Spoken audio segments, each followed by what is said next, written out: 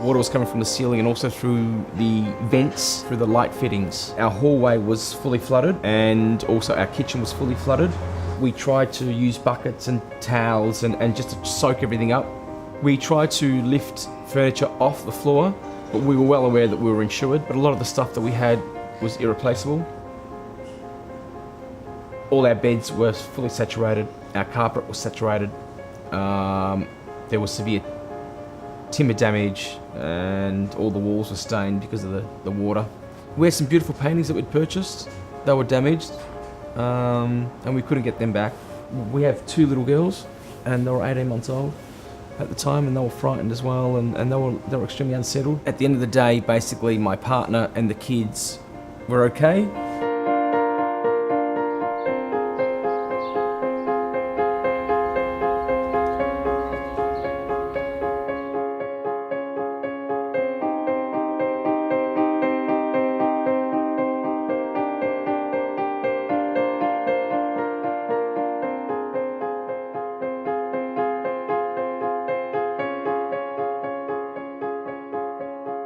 I never ever thought that I would get flooded, period, let alone being flooded in the business and also at home.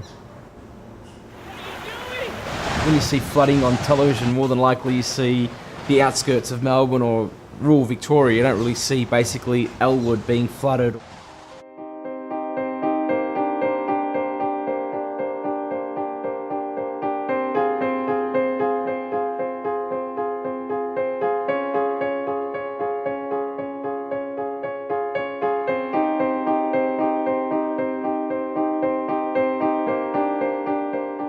I was surprised by the amount of damage. The insurers had told us that there was up to $150,000 of damage just for our home. The hardest thing about the flood, I feel, is the hardship that it causes after the event. The cleaning up process is one aspect. Dealing with the insurers is extremely difficult because obviously if I'm going to be flooded, so many others are going to be flooded and there are so many claims, and that is a lengthy process, an exhausting process. My partner and I, we're in business here together and we also live together. So the complications that we were facing throughout the flooding period was very, very hard. And there were many, many arguments but we survived. I've never been through anything like this. This particular flood hit me quite hard. It's taken, 24 months, 36 months for me to get back on my feet. The emotional effects have been quite daunting. Every time there is torrential rain or there is substantial rain, I feel that I need to be either home or at the business. I've actually read the SES Home Emergency Plan and I've seen that it's probably best that I keep on site an emergency kit. Recently I've purchased some swell bags. I've also got first aid, and we do have boots, and I've also got in storage some big brooms. We are now aware we've fixed all the cavities and we've blocked all the holes to ensure that minimal water comes back into the property. I feel that people that live in a flood-prone area should be vigilant. They should have their SES Home Emergency Plan, and they probably should read over it every 6 months or 12 months to refresh their memory. It's imperative, they need to basically help themselves because the SES can't help everybody.